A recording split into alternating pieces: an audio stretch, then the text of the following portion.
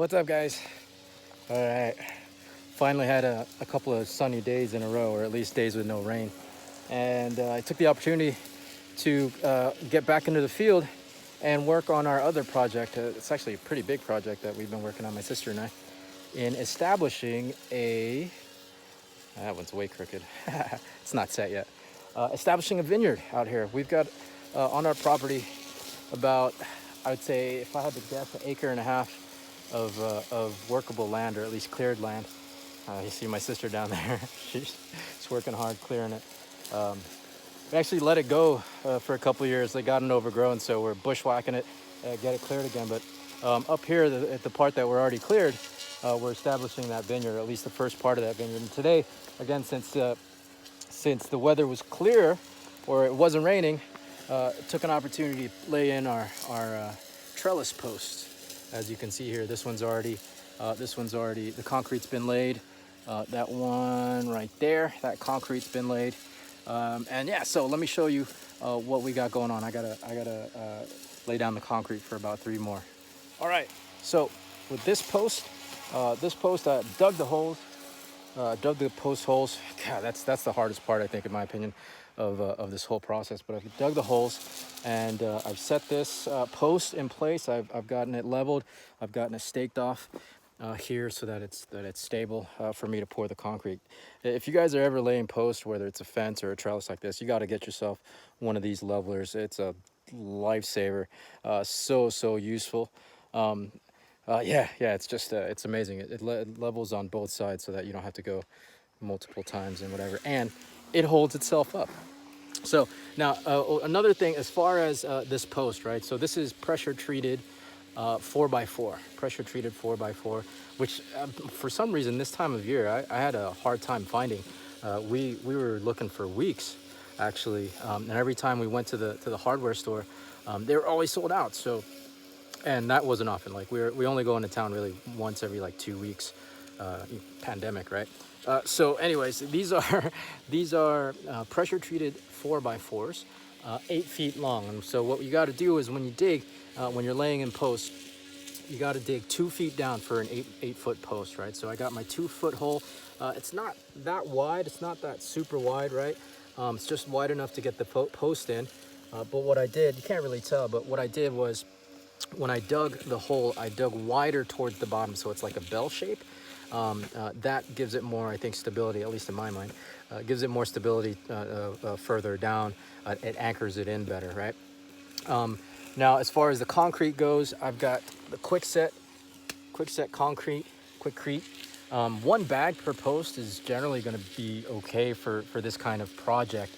I know for the Quickcrete in particular, it recommends at least 2 to 3 bags per post, but I think that goes for more structural builds. Like if you're building like a small deck or something, it asks you to actually dig like a 2-foot wide and 2-foot deep hole, and of course that's going to require at least 2 or 3 bags of concrete.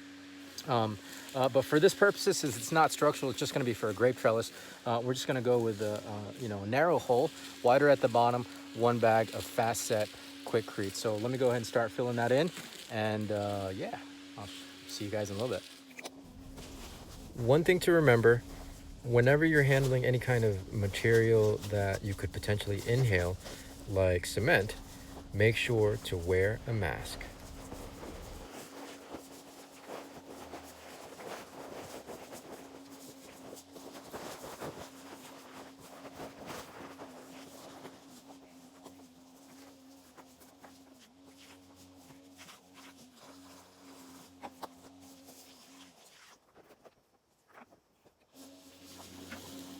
All right, so that is all set. This post and the concrete is all poured. It's ready to go. It's just got to sit there and cure for the next couple of days. Hopefully we won't get too much rain. But one thing I forgot to mention is that some people like to put gravel at the bottom of the post, at the bottom of the hole, I guess for drainage. I don't necessarily think that's necessary in this particular instance. When you're pouring concrete, when you're setting the post with concrete, I've seen people do the gravel at the bottom of the hole when they're just using the dirt. for the post, right, where they're not using concrete, where they're setting it with just the soil and the dirt around. That way it allows for the drainage, so that the bottom of the post doesn't rot out. But with this situation, I don't think that's going to be necessary. So we've just left it as is, with the dirt and the concrete.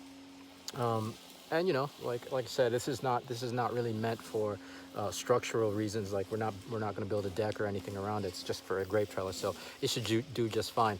So that's it for this video. Obviously there's a lot more work. This is a huge field.